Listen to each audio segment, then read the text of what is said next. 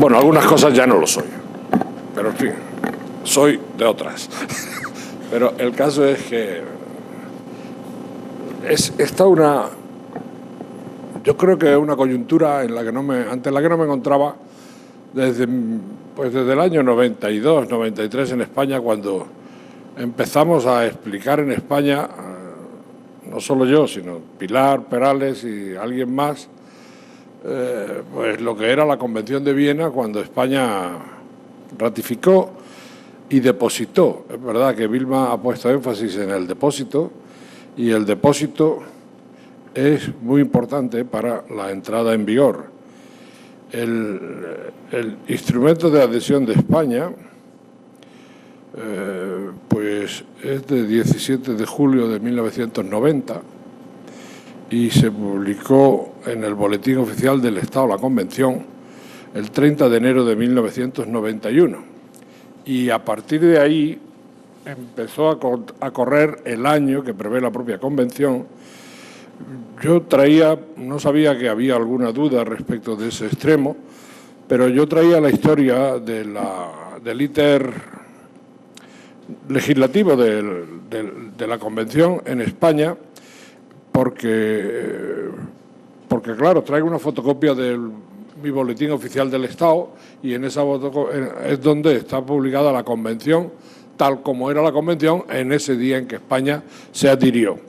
España es un caso, igual que el de ustedes, es un caso de adhesión, porque España no quiso en 1980, o no pudo, las circunstancias del país no eran para preocuparse tanto del comercio internacional cuanto de la política nacional.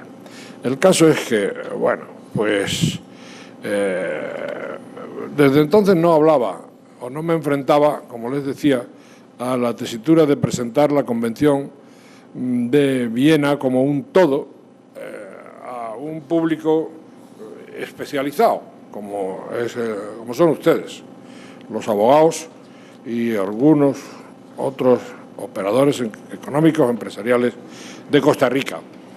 El tiempo ha pasado, claro, y no ha pasado en balde, también ha habido alguna modificación mínima, pero se ha hecho mención de ella por parte de mi predecesor, y luego ha sucedido que lo que a lo mejor en 1980 nos parecía, o en 1990 nos parecía como relevante y muy a señalar, pues quizá ahora nos lo siga pareciendo, pero algún elemento haya disminuido de valor y algún otro que entonces estaba oculto, pues haya adquirido un valor que no supimos identificar hace 25 años, 20 y tantos años ya. Pero, en fin, yo no le voy a hacer tomé la decisión, pensándolo el otro día, durante el viaje, tomé la decisión de no hacer una exposición lineal de la Convención. Al fin y al cabo, la exposición lineal de la Convención, pues la vamos a ir haciendo todos, los colegas que me van, amigos más que colegas, que me van, y amigas, que me van amigas antes que amigos, pues que me van a sustituir. El caso es que yo creo que se puede hablar de la Convención en términos generales y centrar o concretar esos términos generales yo he apuntado 7, 8, 9 conceptos innovadores respecto de la codificación de los países de tradición romana y no digamos respecto de los países del Common Law, que también llevaron la suya. La Convención es una pieza de legislación uniforme, profundamente innovadora. Es, en mi opinión, el gran instrumento que altera, que innova, que actualiza y que moderniza el derecho del contrato de intercambio más importante, del contrato civil y mercantil, allí donde están separados, el contrato más importante de todos cuantos componen el derecho patrimonial privado. El contrato de compraventa sufre una intensa y profunda renovación con la Convención, tanto respecto de posturas o de posición en materia de política legislativa, cuanto en lo que hace a la aparición, matización, introducción de nuevos conceptos en dicho contrato. Y parece que no es nada fácil introducir nuevos conceptos en el contrato de compraventa. Parece que fuera un contrato que hace ya siglos, si no milenios, que quedó cristalizado y que así ha venido y así podía venir en el futuro, cumpliendo la función de dar apoyo jurídico, certidumbre y previsibilidad a las reglas del intercambio de bienes entre las personas. Y a pesar de ello, a pesar de esa impresión de ¿qué hay nuevo? ¿Qué se va a decir nuevo sobre la compraventa? ¿Qué se puede decir de nuevo sobre la compraventa? Pues a pesar de esa aproximación escéptica hacia un texto con pretensiones renovadoras en la materia, pues la Convención de Viena innova profundamente. Innova profundamente incluso en campos en los que no pretendía siquiera aproximarse. Por ejemplo, el derecho de los consumidores. Quizá haya ocasión de... Pero conceptos y categorías de la Convención de Viena se incorporan al cabo de los 20 o 30 años a la legislación protectora de los consumidores, cuando la Convención de Viena es una convención que lo que pretende es, como el propio nombre de la Comisión pone de manifiesto, dedicarse a disciplinar la compraventa internacional de mercaderías y las operaciones entre empresarios. Y, sin embargo, esa frontera intelectual es desbordada y es superada por algunos de los conceptos.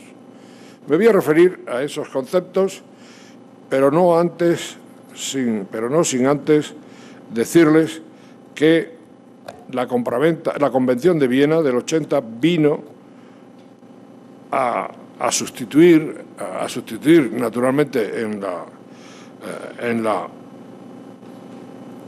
los ordenamientos nacionales que habían ratificado anteriormente o lo habían utilizado previamente, vino a sustituir dos instrumentos, una ley uniforme, con naturaleza no de ley uniforme, sino con naturaleza no de convención, sino de ley uniforme, la ley uniforme sobre la formación de contratos para la venta internacional de mercaderías hecha en La Haya el 1 de julio de 1964.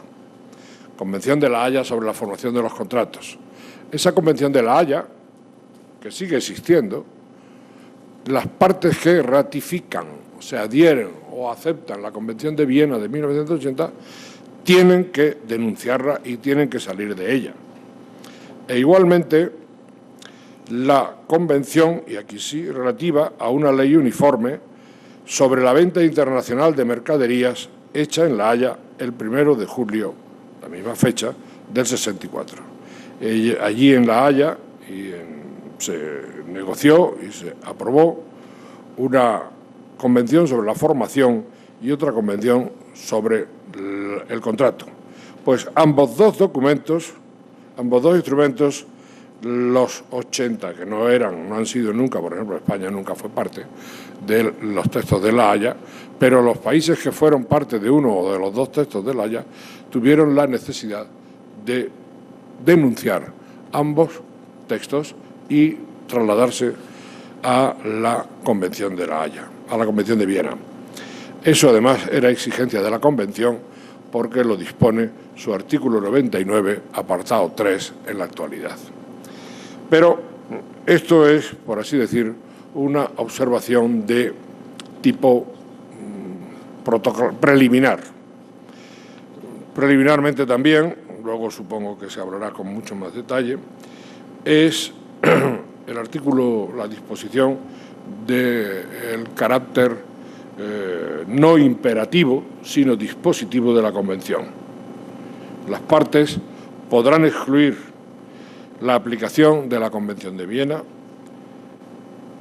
o establecer excepciones a cualquiera de sus disposiciones o incluso modificar sus efectos. Es decir, la Convención de Viena, tal y como se elaboró y como sigue utilizándose, no es un texto imperativo de ineludible aplicación a las compraventas, sino que las partes del contrato deciden libremente si someterse a la Convención de Viena o someterse a un derecho nacional de su propia elección. Esto es una constante en los instrumentos de derecho uniforme.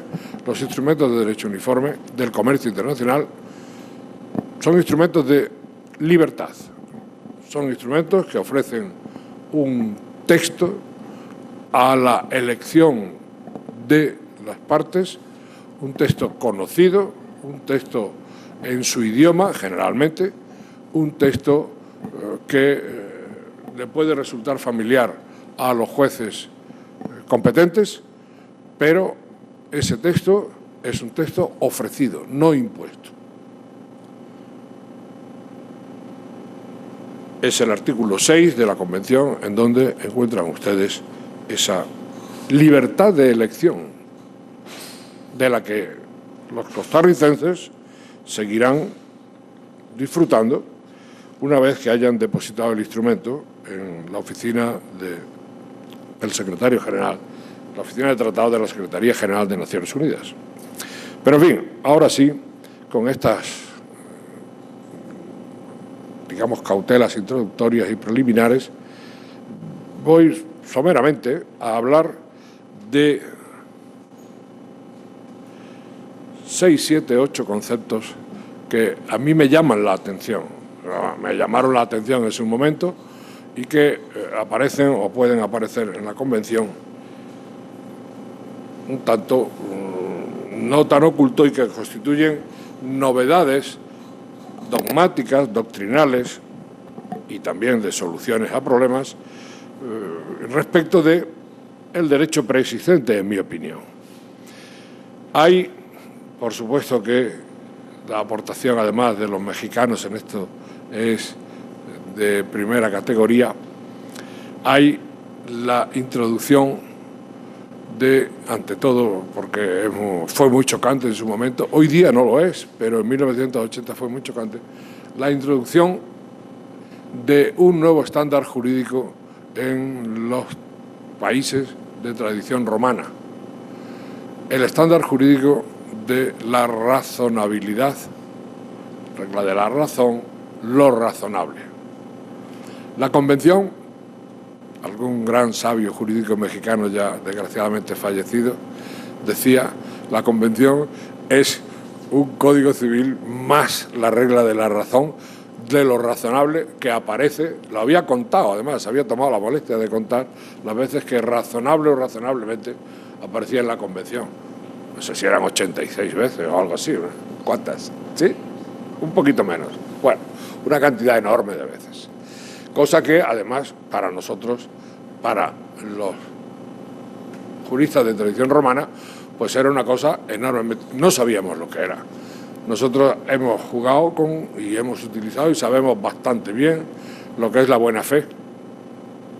Eso es un estándar jurídico que, efectivamente, lo hemos entendido desde la época de los romanos. Pero lo razonable, pues no lo habíamos nunca entendido. No es porque fuéramos irracionales, sino porque realmente en nuestro ordenamiento pues nunca ese calificativo había aparecido.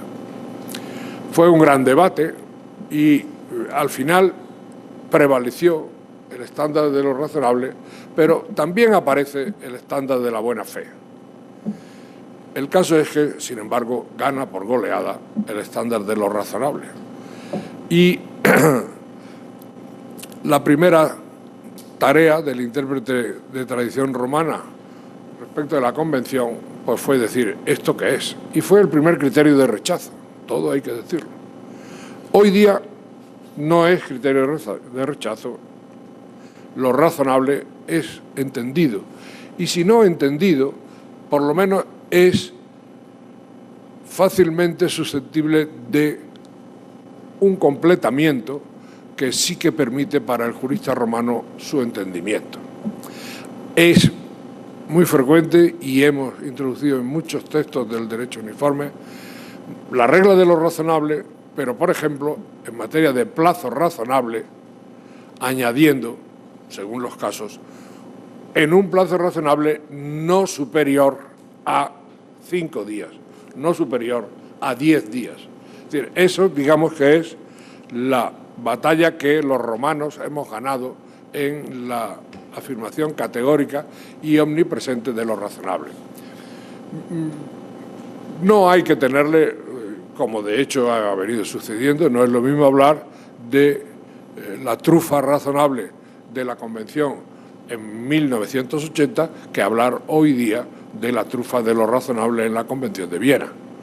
Lo razonable es un estándar bastante bien entendido por las partes y los jueces de tradición romana, después, claro, de 40 años de práctica, de 47 años de práctica de la regla de lo razonable a partir de Viena. Lo que sí es cierto es que es innovación, e innovación primero discutida, después aceptada, hoy día mejorada en su inteligencia para los juristas de tradición, como digo, continental. Lo nuestro era el dolo, la culpa, la buena fe, la debida diligencia, el buen padre de familia, el ordenado comerciante. Y, en cierto modo, todo ello es lo razonable, un compendio de todo ello, excepto el dolo. El dolo, claro, es lo antirrazonable, es la voluntad deliberada de causar el mal. Y eso, conforme a la filosofía filantrópica anglosajona, pues no es propio del ser humano. Pero, en fin, sepan que el inicio del trayecto de lo razonable en el mundo de tradición romana, en el derecho continental, está en la Convención de Viena, no antes. En segundo lugar, yo hablaría de oferta de contrato. La oferta de contrato y su precisa disciplina es una novedad en la mayor parte de los ordenamientos romanos que introduce la Convención de Viena. Tenemos la oferta en el Código Civil Español. Está mencionada en el Código Mercantil, el Código de Comercio, de los años de finales del siglo XIX. Es un concepto mencionado, está tipificado, pero no es un concepto en absoluto desarrollado. Por el contrario, la Convención de Viena dedica una amplia extensión a disciplinar la oferta y la aceptación del contrato. No solo la oferta, sino que cuando habla de oferta, pues hay que hablar del momento de la llegada y, por tanto, el momento del perfeccionamiento, de la perfección del contrato.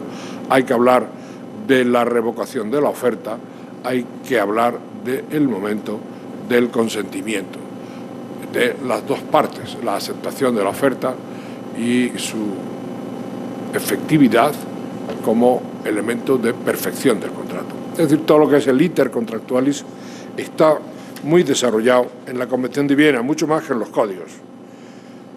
códigos nacionales del siglo XIX. ¿Por qué? Pues bien sencillo, porque la oferta, porque la compraventa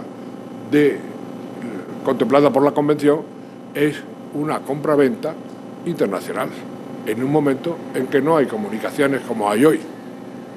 Hace 47 años las comunicaciones prácticamente no existían. Las comunicaciones, tal como las entendemos hoy, que son instantáneas, pues no existían. Había un tiempo más o menos dilatado a transcurrir desde que se emitía una oferta de contrato hasta que llegaba al ofertado y desde que el ofertado contestaba al ofertante aceptando o rechazando o ofreciendo una contraoferta. De manera que eso había una necesidad patente de disciplinarlo en 1980, dada la precariedad y la lentitud de las comunicaciones entre empresarios y entre personas. Pues bien, en la Convención de Viena encuentran ustedes, a partir del artículo 14, una amplia disciplina de la oferta.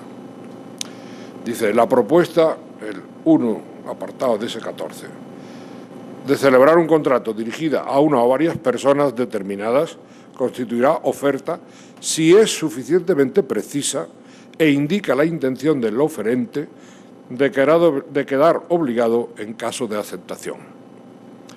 Una propuesta es suficientemente precisa si indica las mercaderías y expresa o tácitamente señala la cantidad y el precio o prevé un medio para determinarlos. He leído este artículo porque este artículo es un artículo que era una real novedad en muchos ordenamientos nacionales. En el mío se menciona la oferta, como antes he dicho, pero no se dice que es una oferta. Y además, rizando el rizo, la Convención llega a disciplinar un tipo de compraventa llamado de precio abierto. Digo que es rizar el rizo porque llega más allá de lo que les he leído del artículo 14. En el artículo 55 se admite la validez de un contrato en el que ni expresa ni tácitamente, y insisto porque son los dos términos que se encuentran en el párrafo primero del 14, ni expresa ni tácitamente se haya señalado el precio o estipulado un medio para determinarlo. Eso es una compraventa con precio abierto, que ya es ustedes también, ya es también del derecho de Costa Rica. Dentro de un año, si depositan mañana. De manera que eso de consentimiento, objeto y causa, el objeto es la cosa vendida y el precio pagado, no. El precio puede estar abierto. El precio puede estar abierto y, en general, la cuestión no ha venido suscitando problemas en los 45 años de práctica. Hay, claro, una tradición de indicación de medios para determinarlo, pero fíjense, esa tradición está en nuestros códigos, en los códigos españoles, por ejemplo, y supongo que está también en el Código de Costa Rica, pero la posibilidad de que el contrato se perfeccione sin que expresa o tácitamente se haya pactado el precio o sin que las partes hayan hecho implícitamente referencia al precio generalmente cobrado, pues la verdad es que permite, no obstante, la validez del contrato. Las partes luego van a utilizar las referencias que tengan a su alcance para obtener la contraprestación apropiada y razonable al caso. De manera que el legislador uniforme de Viena no pone el énfasis que ponían los legisladores nacionales en relación con la fijación del precio, y siempre que se pueda establecer por otra vía, la compraventa es una compraventa con open price, con precio abierto, y es una compraventa válida. Eso es también una gran novedad, no solo la oferta, sino también la compraventa sin precio.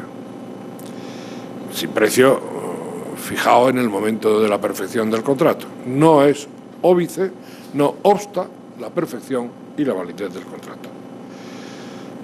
Igualmente, es importante que sepan que en el régimen de esa oferta, y es un concepto también nuevo y completamente desconocido antes en nuestros ordenamientos, existe lo que se denomina la batalla de formularios y las maneras de determinar quién vence en esa batalla. Es la primera vez que en derecho español hay una referencia a el uso de lo que la Convención llamó formularios y que hoy día mucho más generalmente denominamos condiciones generales de la contratación. Condiciones generales bien de un empresario, bien de un sector de actividad, bien de una materia prima, no obstante siendo única, estando movida por muchos empresarios. Y en Viena ya se comprende claramente y se supera de una manera definitiva la disputa sobre si las condiciones generales son impuestas, no son impuestas, están fuera, están dentro del contrato, no son contratos, son ley, son como ley, son justificantes a efectos del recurso de casación en su caso. En fin, todo el gran debate de la segunda mitad del siglo XX en muchos países romanos sobre sí o no de las condiciones generales, ese debate está resuelto en Viena, son contratos. Y además el problema único que enfrenta es el problema de determinar cuál prevalece cuando resulta que el comprador acompaña su aceptación de unas condiciones generales que no son las mismas que el vendedor había incluido en su oferta de contrato.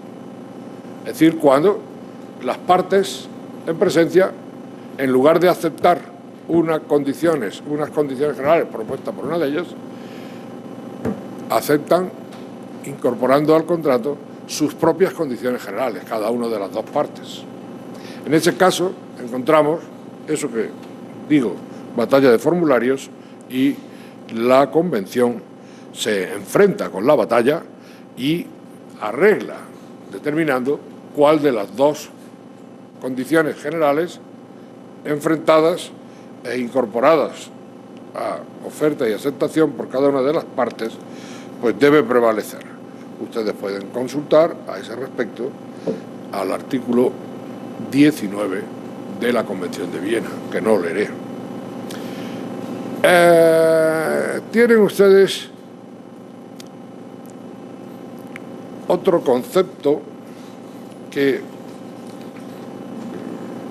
no ha formado parte del derecho general de obligaciones codificado romano, y es el de la esencialidad del incumplimiento. La esencialidad del incumplimiento lo encuentran en el artículo 25, lo encuentran en el artículo 72, y es un concepto nuevo que hace irrupción en relación con el incumplimiento de contrato. Se dice, el incumplimiento es esencial o no lo es. Nuestros códigos decimonónicos habían hablado del incumplimiento incondicionalmente. El contrato se incumplía, pero no se incumplía esencialmente, se incumplía o se cumplía. El caso es que ahora, desde 1980, aparece la noción de incumplimiento esencial simplemente para constituir esa adjetivación, la manifestación más llamativa de lo que se ha considerado por muchos escritores y algunos jueces una actitud blanda del legislador respecto de la concepción del contrato. En la medida en que el incumplimiento esencial es el que desencadena la resolución del contrato, pero no el no esencial, se ha considerado, y esto deben ustedes de tenerlo también presente en el futuro uso que hagan de la Convención de Viena, se ha considerado que la Convención de Viena, por ejemplo, es mucho más blanda respecto de las obligaciones de las partes que el derecho inglés, que es el punto equidistante. El derecho inglés es que si no se cumple al 100%, estaremos ante un incumplimiento de tal efecto resolutorio cuanto si lo que no se cumple es con el 0,5% del contrato. Si se pactó sota, caballo y rey, hay que entregar sota, caballo y rey. Y si no se entrega un caballo, sino 2 sotas y un rey, pues entonces el contrato está incumplido. No obstante, esa no es la posición de la Convención de Viena. La posición de la Convención de Viena es que el incumplimiento desencadenante es un incumplimiento esencial del artículo 25. Ahí tienen ustedes el artículo 25, que no lo voy a leer, pero que tiene una considerable importancia. Quizá luego por la tarde tenga que referirme a ello un poco más, pero no creo, vamos, no lo sé, ya veremos cómo va la mesa redonda de por la tarde. La cuestión es que luego hay un reblandecimiento con los reproches que se hicieron a la Convención de Viena en su momento inicial respecto o por causa de la incorporación de esta noción de la esencialidad del incumplimiento, pues en punto al desencadenante de la acción resolutoria, pues después la evolución legislativa nacional en todos los países del mundo, digamos que ha tenido un recorrido mucho más reblandecedor. Las compraventas con consumidores se pueden ustedes imaginar, si no son reblanditas, en favor del consumidor y en contra de la contraparte, un empresario por lo general. Y si hablamos de contratos que han inspirado, claro, que han inspirado contratos de servicios, por ejemplo, el contrato de seguros, pues es un contrato, la legislación de tutela del consumidor permite, en muchísimos casos, en esos 80 millones de casos a los que antes yo me refería en España, permite la revocación ad nutum del contrato, unilateral, sin causa alguna en derecho español, salvo en 14 días, salvo en el caso del contrato de vida, en el que ese desistimiento goza y disfruta de un plazo de 30 días, que me parece a mí que es algo más que un plazo razonable. Pero, en fin, no voy a rizar ese otro rizo. La cuestión es que hoy día la percepción del texto vienés como un texto que no tiene la gran severidad del derecho británico, bueno, del derecho inglés, pues es una realidad que carece de fundamento, porque hay en nuestros propios ordenamientos textos legales que, movidos por la tutela del consumidor, llegan mucho más allá. Pero, en fin, lo inventó la Convención de Viena y por eso se lo traigo, porque es Viena. Después, yo creo que sería interesante hablar de la introducción por parte del derecho uniforme, la aceptación del concepto de puesta a disposición como equivalente a la entrega. El problema de la entrega es siempre un problema difícil de resolver cuando se suscitan problemas en esa etapa del cumplimiento del contrato, porque se pongan como se pongan, la entrega es un acto o es una etapa de ejecución del contrato que requiere de la colaboración de las dos partes. El comprador que entrega, pero el vendedor que recibe también. Al final, la entrega, por así decir, es un acto bilateral dentro de la generalidad del contrato. Si el vendedor cumple con un intento de entrega, con una entrega, pone los medios necesarios pactados para entregar y, sin embargo, ese día no aparece el comprador porque se ha arrepentido y no quiere líos, pues no hay entrega. O es difícil que se pueda afirmar que la mercancía ha sido entregada. Lo más que se puede decir es que el vendedor realizó todos los actos necesarios para que la entrega tuviera lugar. Pero la persona que no aceptó la entrega o no recibió la cosa dispuesta, pues también puede argumentar en sentido contrario. De manera que el legislador de Viena decidió decir la entrega es la puesta a disposición. Luego, que recoja o no recoja la mercancía, el comprador, cuando esa mercancía ha sido puesta a disposición, el día y el lugar pactado, ha sido puesta a su disposición, a la disposición del comprador, eso ya es la responsabilidad del comprador. Pero el vendedor ha cumplido. Yo creo que esa es la gran aportación del derecho español a la Convención de Viena. Y es posible que si ustedes miran sus códigos encuentren mercantiles, no civiles, encuentren algo de puesta a disposición en los códigos nacionales, porque eso de entrega como puesta a disposición lo toma la Convención de Viena del Código de Comercio Español de 1885. Y ahí sigue, en el Código de Comercio Español y en la Convención de Viena. Y se ha demostrado como era en España, era una fórmula práctica, y se ha demostrado como una fórmula práctica igualmente en los 47 años de aplicación de la Convención de Viena.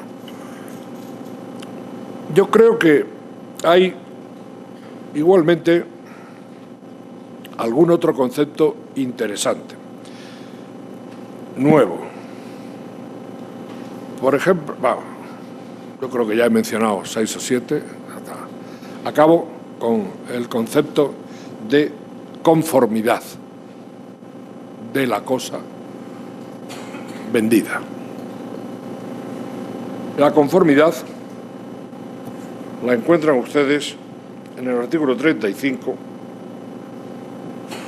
y el código, y la convención en el apartado segundo establece un elenco de causas determinantes de la no conformidad.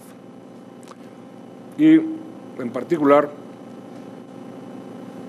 el que no sean aptas para los usos a que ordinariamente se destinen las mercaderías del mismo tipo. Hay más, hay hasta 5 causas generales que luego son susceptibles de ampliación o de aplicación extensiva. La cuestión es que ese concepto de conformidad es un concepto muy asociado al cumplimiento de su obligación por parte del vendedor, y la Convención lo que dice es las mercancías entregadas tienen que ser conformes con el contrato. Eso, que era una considerable innovación en 1980, hoy está en todas las reglas de tutela de los consumidores. Incluso, no solo el concepto ha penetrado en el campo del derecho mercantil y comercial entre empresarios, sino que ha llegado y está en las directivas europeas de los consumidores. Lo que realmente puede resultar un tanto chocante.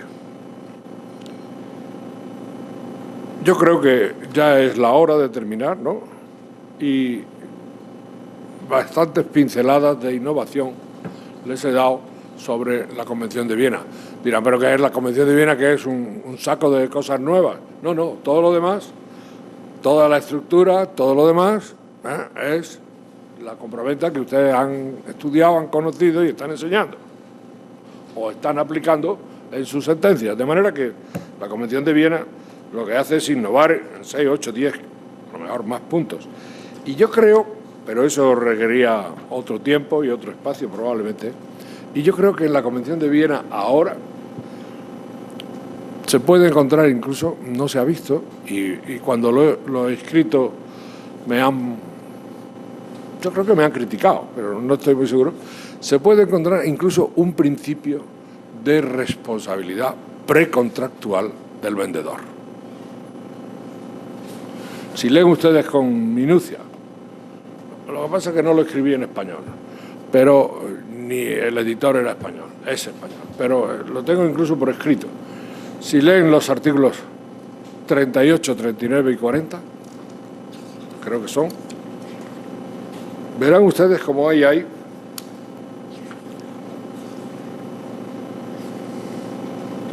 sí, 38, 39 y 40, ahí hay una sanción para un vendedor que, sabiendo antes del contrato de defectos de las mercancías que pudieran impedir la conformidad, no lo comunicó al comprador antes de la celebración del contrato. Me parece que es un principio de responsabilidad precontractual. No estoy muy seguro, porque tampoco a mí me gustan las responsabilidades precontractuales. Yo en eso soy más positivista, pero creo, no obstante, que esos artículos generan la duda de que, porque en la historia diplomática de la Convención, y de ahí es donde viene la duda, en la historia diplomática de la Convención, la conferencia diplomática de Viena, en la que la Convención se aprobó, porque se aprobó por conferencia diplomática, en una conferencia diplomática, votó expresamente sobre este punto. Es decir, se puso a votar, no sobre este punto, ojo, sino sobre si debía incluirse una disposición sobre responsabilidad precontractual de las partes. Y el voto de la conferencia diplomática fue contrario, amplísimamente contrario a la responsabilidad precontractual. Y ello, no obstante, no sé si es que pues, eso pasa en la negociación, los delegados estaban cansados, se habían ido de copas aquel día, cualquier cosa, pasaron estos 3 artículos, se incorporaron a la Convención, y ahí hay, me parece a mí, un principio de responsabilidad precontractual, lo cual sería pues ya la guinda de la Convención de Viena, que conste que es una guinda un tanto amarga con la que no estoy muy en favor de comérmela, pero bueno, los textos jurídicos son lo que son, los textos dicen lo que dicen y no lo que los que lo han escrito quieren que digan. Eso muchas veces pasa. La voluntad del legislador no se encuentra adecuadamente reflejada en el texto mandado a la imprenta del Boletín Oficial del Estado. Aunque ya en España no tenemos imprenta desde hace, se habla de comercio electrónico, no hay Boletín Oficial del Estado ya. El Boletín Oficial del Estado es una criatura electrónica que pueden ustedes ahora mismo verla en sus maquinitas del día de hoy. Y no hay edición en papel. Desde hace ya 5 años probablemente, o más de 5 años. Pues bien, pasa o a las páginas del Boletín Oficial del Estado o pasa al sitio web donde hay un clic que te manda a una pantalla que dice yo soy el Boletín Oficial, y eso pasa. Los legisladores quieren una cosa y sin embargo escriben otra y no lo saben. Muchas gracias.